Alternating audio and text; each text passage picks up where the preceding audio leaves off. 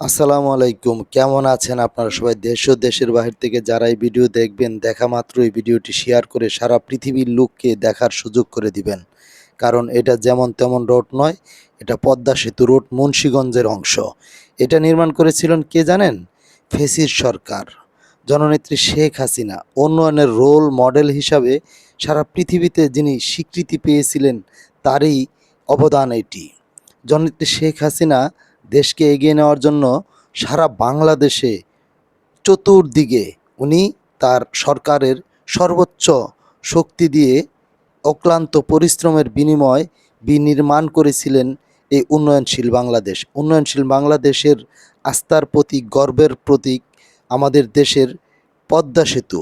সেই পদ্মা সেতু রোডের আপনাদেরকে একটি চমৎকার সুন্দর দৃশ্য দেখাচ্ছি। রাস্তার মাঝখানে কত সুন্দর গার্ডেন নির্মাণ করা হয়েছে। আপনাদের কাছে কেমন লাগলো অবশ্যই জানাবেন।